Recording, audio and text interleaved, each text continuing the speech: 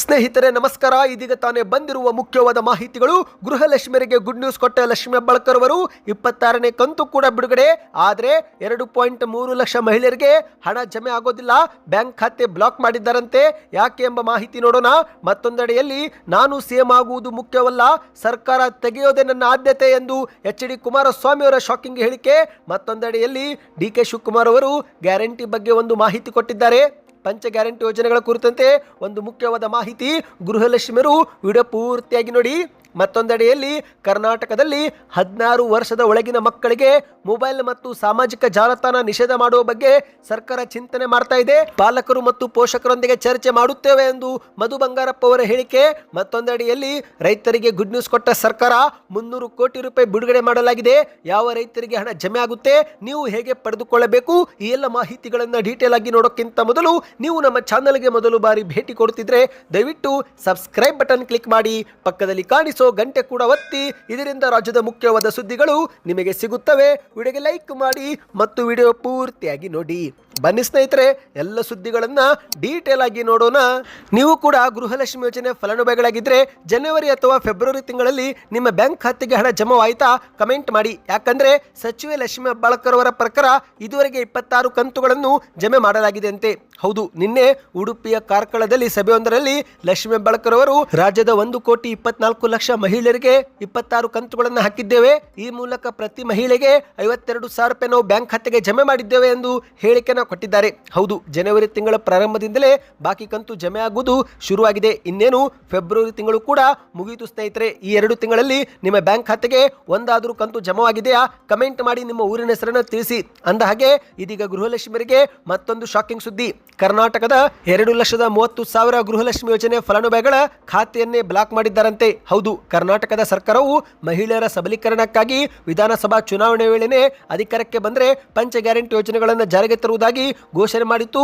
ಅದರಲ್ಲಿ ಗೃಹಲಕ್ಷ್ಮಿ ಯೋಜನೆಯೂ ಕೂಡ ಒಂದಾಗಿದೆ. ಅಂದ ಹಾಗೆ ಸ್ನೇಹಿತರೆ, ಈಗೇನು ಪಂಚ ಗ್ಯಾರಂಟಿ ಯೋಜನೆಗಳಿಗೆ ಹಣವನ್ನು ಖರ್ಚು ಮಾಡಲಾಗುತ್ತಿದೆಯೋ ಆ ಮೊತ್ತದ 50% ಹಣ ಕೇವಲ ಗೃಹಲಕ್ಷ್ಮಿ ಯೋಜನೆ ಒಂದಕ್ಕೆ ಖರ್ಚು ಮಾಡಲಾಗುತ್ತಿದೆ. ಅಂದ್ರೆ ಗೃಹಲಕ್ಷ್ಮಿ ಯೋಜನೆ ಎಷ್ಟರ ಮಟ್ಟಿಗೆ ಆರ್ಥಿಕವಾಗಿ ಸಮಸ್ಯೆ ಆಗಿದೆ ಅಂದ್ರೆ ಅದು ನಿಜಕ್ಕೂ ಕೂಡ ಊಹಿಸಲು ಆಗೋದಿಲ್ಲ.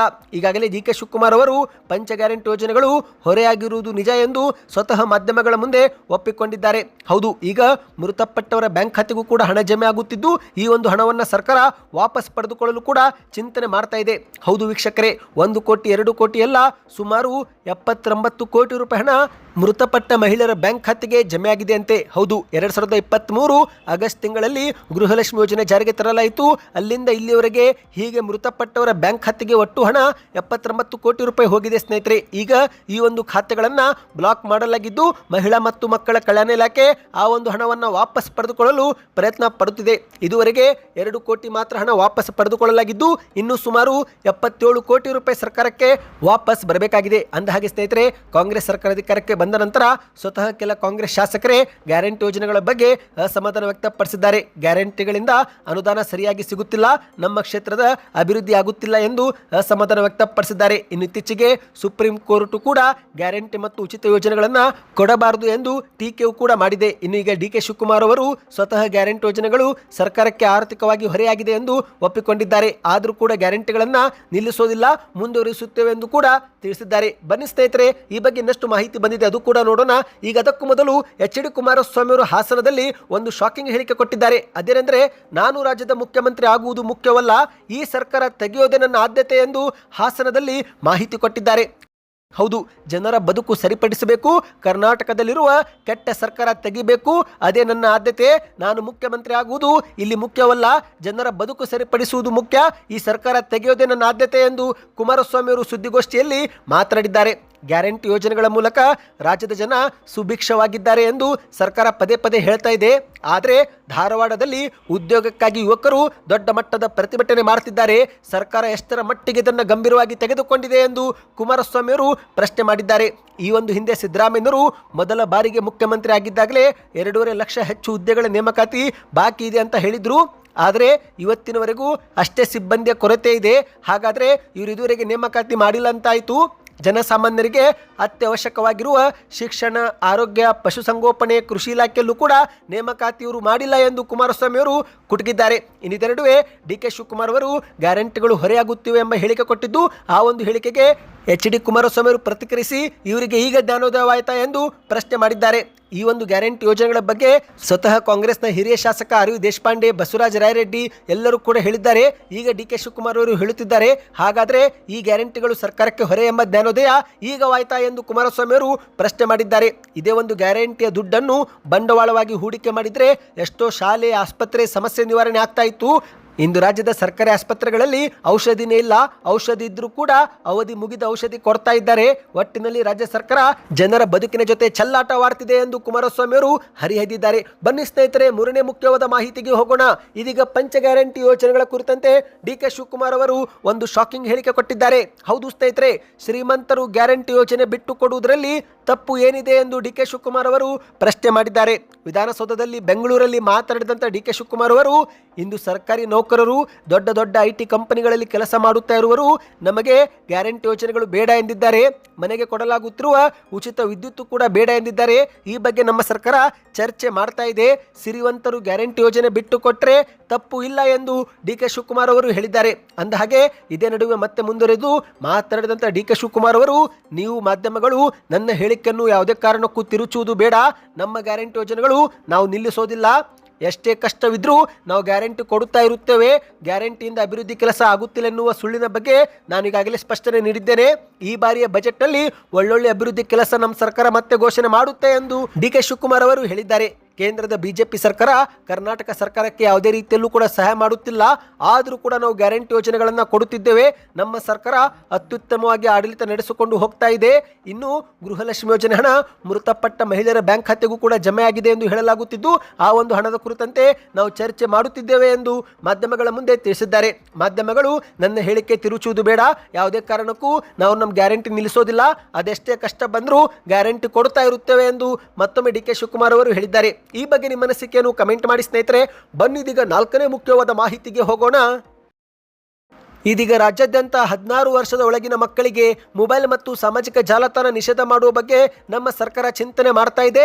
ಈ ಬಗ್ಗೆ ಪೋಷಕರೊಂದಿಗೆ ಚರ್ಚೆ ಮಾಡಿ ಅಂತಿಮ ನಿರ್ಧಾರ ತಿಳಿಸುತ್ತೇವೆ ಎಂದು ಮಾಧ್ಯಮಗಳ ಮುಂದೆ ಮಧು ಬಂಗಾರಪ್ಪ ಅವರು ಹೇಳಿದ್ದಾರೆ. ಹೌದು ಸ್ನೇಹಿತರೆ, 16 ವರ್ಷದ ಒಳಗಿನ ಮಕ್ಕಳಿಗೆ ಮೊಬೈಲ್ ಬ್ಯಾನ್ ಮಾಡುವ ಬಗ್ಗೆ ಸರ್ಕಾರ ಚಿಂತನೆ ಮಾಡುತ್ತಿದ್ದು, ಈ ಬಗ್ಗೆ ಮಕ್ಕಳು, ಪೋಷಕರು ಮತ್ತು ತಜ್ಞರ ಅಭಿಪ್ರಾಯ ಪಡೆದು ಅಂತಿಮ ತೀರ್ಮಾನ ತೆಗೆದುಕೊಳ್ಳಲಾಗುವುದು ಎಂದು ಮಧು ಬಂಗಾರಪ್ಪ ಅವರು ಹೇಳಿದ್ದಾರೆ. ಮಕ್ಕಳಿಗೆ ಮೊಬೈಲ್ ಕೊಡುವವರೇ ಈ ಪೋಷಕರು. ಮೊಬೈಲ್ ಬಳಕೆ ಮತ್ತು ಸಾಮಾಜಿಕ ಜಾಲತಾಣಗಳಿಂದ ಮಕ್ಕಳು ಇಂದು ದಾರಿ ತಪ್ಪುತ್ತಿದ್ದಾರೆ. ಇದು ಕರ್ನಾಟಕವಲ್ಲ, ಇಡೀ ದೇಶದ ಸಮಸ್ಯೆಯಾಗಿದೆ. ಇದೇ ಒಂದು ಹಿನ್ನೆಲೆಯಲ್ಲಿ ಸಿದ್ದರಾಮಯ್ಯನವರ ಸೂಚನೆಯಂತೆ ನಮ್ಮ ಸರ್ಕಾರ ಮೊಬೈಲ್ ಬಿಡಿ, ಪುಸ್ತಕ ಹಿಡಿ ಎಂಬ ಆಂದೋಲನ ಶುರು ಮಾಡಲಿದೆ. ಮೊಬೈಲ್ ನಿಷೇಧ ಕೇವಲ ತರಗತಿಗಳಿಗೆ ಮಾತ್ರ ಸೀಮಿತಗೊಳಿಸದೆ ಪ್ರತಿಯೊಬ್ಬರ ಜವಾಬ್ದಾರಿಯಾಗಿದ್ದು ಜಾರಿಗೆ ತರಬೇಕಾಗಿದೆ. ಈ ನಿಟ್ಟಿನಲ್ಲಿ ಮಕ್ಕಳು, ಪೋಷಕರು ಮತ್ತು ತಜ್ಞರ ಅಭಿಪ್ರಾಯ ಪಡೆದು ನಾವು ಅಂತಿಮ ತೀರ್ಮಾನ ತೆಗೆದುಕೊಳ್ಳುತ್ತೇವೆ ಎಂದು ಮಧು ಬಂಗಾರಪ್ಪ ಅವರು ತಿಳಿಸಿದ್ದಾರೆ. ಹೌದು ಸ್ನೇಹಿತರೆ, ಮಾಹಿತಿಯ ಪ್ರಕಾರ ಆಸ್ಟ್ರೇಲಿಯಾ ಸೇರಿದಂತೆ ಇತರೆ ದೇಶಗಳಲ್ಲಿ ಅಲ್ಲಿನ ಶಾಲಾ ಮಕ್ಕಳಿಗೆ ಮೊಬೈಲ್ ಬಳಕೆಗೆ ನಿರ್ಬಂಧ ಹೇರಲಾಗಿದೆ. ಇದರಿಂದ ಆಯಾ ದೇಶದ ಮಕ್ಕಳ ಗಮನ ಅಧ್ಯಯನದ ಕಡೆಗೆ ಹೆಚ್ಚು ಕೇಂದ್ರೀಕೃತವಾಗಿದ್ದು ಭವಿಷ್ಯವನ್ನ ಉತ್ತಮವಾಗಿ ರೂಪಿಸಿಕೊಳ್ಳುತ್ತಿದ್ದಾರೆ. ಆದರೆ ಭಾರತದಲ್ಲಿ ಸೋಷಿಯಲ್ ಮೀಡಿಯಾಗಳಿಂದ ವಿದ್ಯಾರ್ಥಿಗಳು ತಮ್ಮ ಭವಿಷ್ಯವನ್ನ ಹಾಳು ಮಾಡಿಕೊಳ್ಳುತ್ತಿದ್ದು, ಹಾಗಾಗಿ ಇದಕ್ಕೆ ಕಡಿವಾಣ ಹಾಕಲೇಬೇಕು ಎಂದು ಮಾಧ್ಯಮಗಳ ಮುಂದೆ ತಿಳಿಸಿದ್ದಾರೆ. ಸ್ನೇಹಿತರೆ, ಈ ಒಂದು ಹೊಸ ನಿಯಮ ಜಾರಿಗೆ ಆಗಬೇಕು ಆಗಬಾರದು, ನಿಮ್ಮ ಅನಿಸಿಕೆಗಳನ್ನು ನೀವು ನಮಗೆ ಕಮೆಂಟ್ ಮಾಡಿ. ಬನ್ನಿ ಇದೀಗ ಕೊನೆಯ ಮಾಹಿತಿಗೆ ಹೋಗೋಣ. ನೀವು ಕೂಡ ರೈತರಾಗಿದ್ರೆ ಯಾವ ಬೆಳೆ ಬೆಳೆಯುತ್ತೀರಾ ಕಮೆಂಟ್ ಮಾಡಿ. ಯಾಕಂದ್ರೆ ಕಬ್ಬು ಬೆಳೆಗಾರರ ಬ್ಯಾಂಕ್ ಖಾತೆಗೆ ಸರ್ಕಾರ ಹಣ ಜಮಾ ಮಾಡಲು ಮುಂದಾಗಿದೆ. ಒಟ್ಟು 300 ಕೋಟಿ ರೂಪಾಯಿ ಸರ್ಕಾರ ಬಿಡುಗಡೆ ಮಾಡಿದೆ ಎಂದು ಸಕ್ಕರೆ ಸಚಿವ ಶಿವಾನಂದ ಪಾಟೀಲ್ ಅವರು ಹೇಳಿಕೆಯನ್ನು ಕೊಟ್ಟಿದ್ದಾರೆ. ಹೌದು, ರಾಜ್ಯಾದ್ಯಂತ ಸಕ್ಕರೆ ಕಾರ್ಖಾನೆಗಳಿಗೆ ಕಬ್ಬು ಪೂರೈಸಿದಂಥ ರೈತರಿಗೆ ಪ್ರತಿ ಟನ್ಗೆ 50 ರೂಪಾಯಿಯಂತೆ ನೇರವಾಗಿ ಅವರ ಬ್ಯಾಂಕ್ ಖಾತೆಗೆ ಜಮೆ ಮಾಡಲಾಗುತ್ತಿದೆ ಎಂದು ಮಾಹಿತಿಯನ್ನು ಕೊಟ್ಟಿದ್ದಾರೆ. ನಿಮಗೆ ನೆನಪಿರಬಹುದು ಸ್ನೇಹಿತರೆ, ಈ ಒಂದು ಹಿಂದೆ ನವೆಂಬರ್ 8ರಂದು ಮುಖ್ಯಮಂತ್ರಿ ಸಿದ್ದರಾಮಯ್ಯನವರು ಸಭೆ ಕರೆದಿದ್ರು. ಆ ಸಭೆಯಲ್ಲಿ ಸಕ್ಕರೆ ಕಾರ್ಖಾನೆ ಮಾಲೀಕರು ಮತ್ತು ಕಬ್ಬು ಬೆಳೆಗಾರರು ಉಪಸ್ಥಿತರಿದ್ದರು. ಆ ಸಮಯದಲ್ಲಿ ಸಿದ್ದರಾಮಯ್ಯನವರು ಪ್ರತಿ ಟನ್ ಕಬ್ಬಿಗೆ FRP ಮೇಲೆ 100 ರೂಪಾಯಿ ಆರ್ಥಿಕ ನೆರವು ನೀಡುವ ನಿರ್ಧಾರ ಪ್ರಕಟಿಸಿದ್ರು. ಈ ಒಂದು 100 ರೂಪಾಯಿ ನೆರವಿನಲ್ಲಿ ರಾಜ್ಯ ಸರ್ಕಾರದ ಪಾಲು 50 ರೂಪಾಯಿ ಮತ್ತು ಸಕ್ಕರೆ ಕಾರ್ಖಾನೆ ಮಾಲೀಕರು ಕೂಡ 50 ರೂಪಾಯಿ ಹಾಕಿ ರೈತರಿಗೆ 100 ರೂಪಾಯಿ ಕೊಡಬೇಕು ಎಂದು ತೀರ್ಮಾನ ತೆಗೆದುಕೊಳ್ಳಲಾಗಿತ್ತು. ಈಗ ಅದರಂತೆ ರಾಜ್ಯ ಸರ್ಕಾರ ತನ್ನ ಪಾಲಿನ ಆರ್ಥಿಕ ನೆರವನ್ನು ಬಿಡುಗಡೆ ಮಾಡಿದೆ.